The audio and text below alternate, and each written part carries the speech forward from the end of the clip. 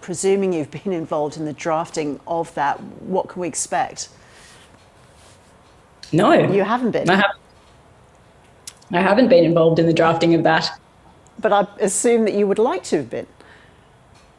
Sure. I mean, that's my job, and I've been banging on about it all year that we should be focusing on prevention, but I'm not going to be malcontented and complain that I haven't been invited to participate in that. But when were you first aware that this was happening next week?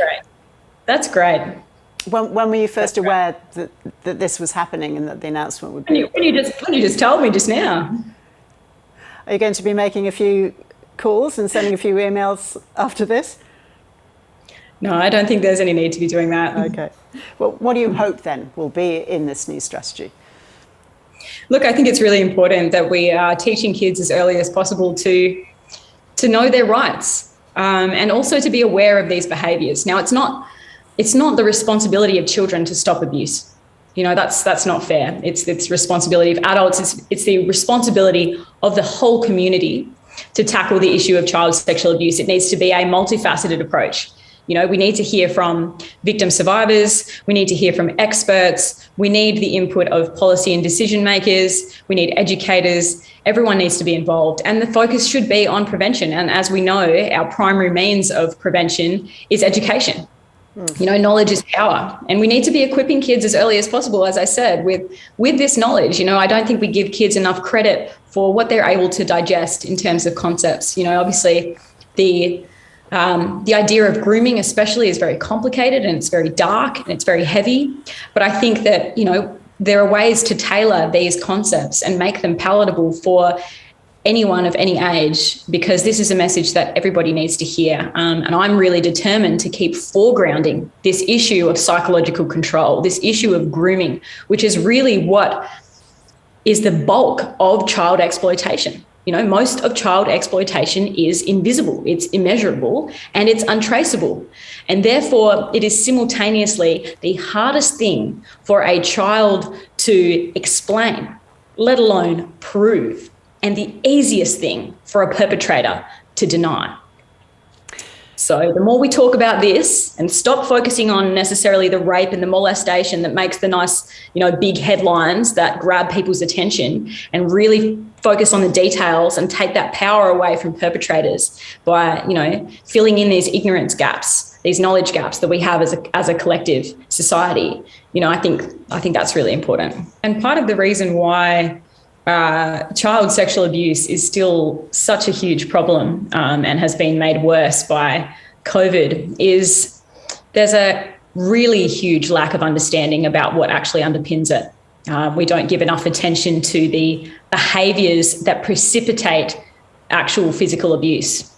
And what I'm talking about is, of course, grooming. So this week is Child Sexual Abuse Awareness Week. Mm-hmm. And to mark that, every day this week, I've been looking at a particular phase of grooming.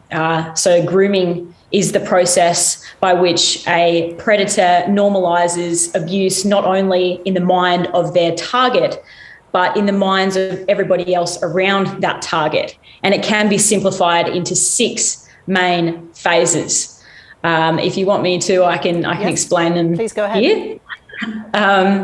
So the first phase of grooming is the targeting, and that involves identifying a vulnerable individual. Of course, by nature, all children are vulnerable, but pedophiles often look for children with added vulnerabilities. So that might mean that they come from a broken home, or they have mental illness, or they're socially isolated, or they have other trauma in their background.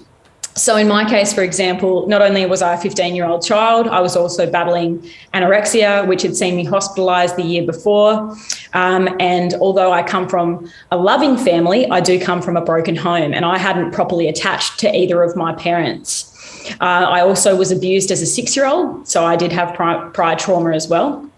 The second phase of grooming is gaining trust.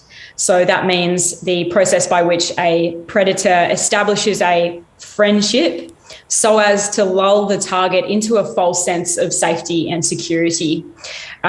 So in my case, the pedophile actually confided in me some of his own battles, And as human beings, of course, we're hardwired to reciprocate, especially to a perceived authority. And of course, the pedophile who targeted me was a teacher at my school, and he was 58 years old, which is, almost 42 years older than me at the time, 43 years older than me at the time. The third phase of grooming is filling a need, which is particularly calculated because that involves identifying a specific gap in the child's emotional support network and then playing the role that fills that gap or those gaps.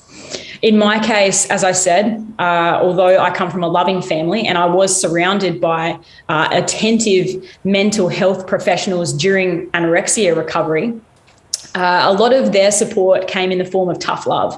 So the pedophile that targeted me saw an opportunity to play sympathiser. He put me up on a pedestal and told me all the things that he thought I wanted to hear, feeding my ego and so on. The fourth phase of grooming is the isolating, and that sort of speaks for itself. And that's where predators, once they know that children who naturally will attach to them, once they know that they've secured that bond, they begin systematically undermining the genuine relationships that a children has, with their loved ones, with the people around them. So in my case, my mother was actually pregnant at the time of the grooming, and the pedophile sought to undermine her by mocking her, by saying that, pregnant women are full of hormones. He also undermined my relationship with my father. He mocked staff and students at the school. And the fifth phase of the grooming, which is actually happening throughout, is the sexualizing. And that's the careful, subtle, gradual exposure of sexual content so as to normalize it, for two reasons. So that when the physical abuse, the sexual physical abuse is actually initiated, it's not as shocking as it could be. And also it's to further feed into the self-doubt, because as the target, you, upon reflection, looking back over all of the time leading up to the physical abuse, you begin to question whether or not it was actually there all along, and therefore whether it is your responsibility to stop it from happening. And the sixth phase of grooming is particularly insidious and evil. It is maintaining control. And that refers to the perfect balance that a perpetrator is able to strike between causing pain, but also being the provider of relief from that pain. So they are at once the villain and the saviour, the poison and the antidote, if you will, which again traps you, especially as a child, in a state of confusion. Because as soon as you work up the courage or the feeling that you are being hurt and you would like to do something about it, you start feeling guilty because this person who's hurting you is also nice to you. So in my case, the pedophile weaponized my eating disorder against me. I remember standing behind his desk one day. I was naked. He just raped me on the floor. I just got up off the floor, and I asked him if he thought I was fat. And he looked me up and down and he said, well, you could do with some more exercise, like I was a dog. But he also would tell me that I was beautiful, So it was this push-pull process in which my whole identity became centered around this one person. Because, as I said, they become everything. They're the hurt and they're the safety.